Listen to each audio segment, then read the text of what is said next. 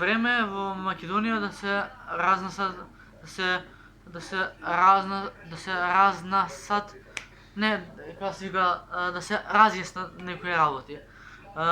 Буквално ние што знаеме, тоест мојата генерација, јас сум роден 2004 и буквално 2004 екс-премиерот беше министар за финансии, па од 2004 до 2017 беше председател на влада, беше воденик на партијата ВМРО-ДПМНЕ и буквално пред година и пол тој избега тоест не избега, побара политички азил, бидејќи властите во Македонија никако не можеа да се согласат со неговите барања, па екс-премиерот Никола Груевски земал политички азил, а како е транспортиран од Македонија до Будимпешта изгледа вака. Он мислам дека минатите 2 години купил блендиран Мерцедес кој се возил тој во него. Доколку не знаете што е блендиран Мерцедес е со пиштоли да го пукаат, нема да пробие бидејќи е тешко возило. И буквално за тој блендиран Мерцедес екс-премиерот Никола Груевски требаше да влезе во затвор, да отслужи 2 годишна затворска казна, но тоа не се случи бидејќи екс-премиерот имаше полициско обезбедување 24 часа.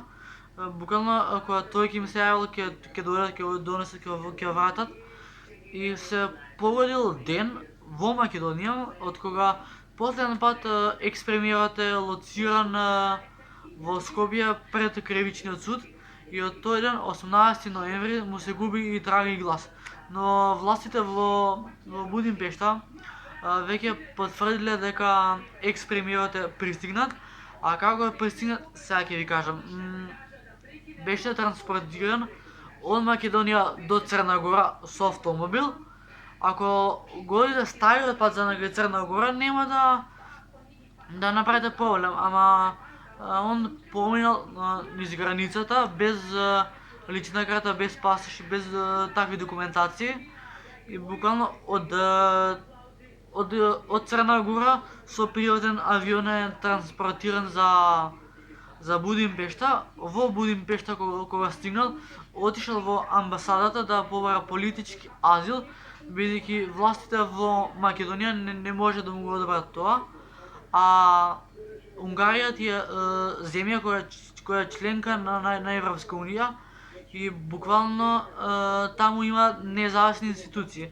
И екс-премиерот Никола Груевски доби политички азил, ама за такво нешто што нашиот екс-премиер Никола Груевски направил, во странство не би се покренало ни крична постапка, бидејќи премиерот Никола Груевски не отиде таму да живее. Отиде таму да се засолни од политичкиот прогон кој еден од пратениците го прави тоа. Буквално, ако сте гледале вести пред 2 години, кога екс-премиерот беше гостин во вестите на Сител, рече буквално со овие зборови: ако Заев сака да не мачи, да не малтретира и да не апси, јас доброволно се пријавам за жртва. И буквално со тие зборови нашиот премиер рече така. Исто така на ден кога екс-премиерот Никола Груевски е во Будимпешта, на тој ден се уапсни дваца негови големи соработници од ВМРО-ДПМНЕ, Саша Мијалков и Кирил Божиновски. Од тој ден екс-премиерот Никола Груевски на неговиот фејсбук статус напиша дека ќе се врати во Македонија, ама тој би се вратил во Македонија со намера да не отслужи затворската казна, туку да помине така. А сега сите медиуми се прашуваме како пристигнал таму, како избегал на полициското обезбедување, дали има разговарано со унгарскиот премиер Виктор Орбан како спие. Исто така знам дека се најде низ медиумите некоја слика дека премиерот Груевски плаќал 1000 евра на ден во хотел. Тоа е, верувате, лага. Првите неколку дена присуствувал во хотел, а потоа се сместил кај негови пријатели, така да буквално власта во Македонија само може да ти наштети, а да се оправи не може, бидејќи толку се заостанати нашите македонски власти, што полицијата, обезбедувањето, судот, се е заспано во Македонија. И буквално премиерот е во право, Груевски е во право.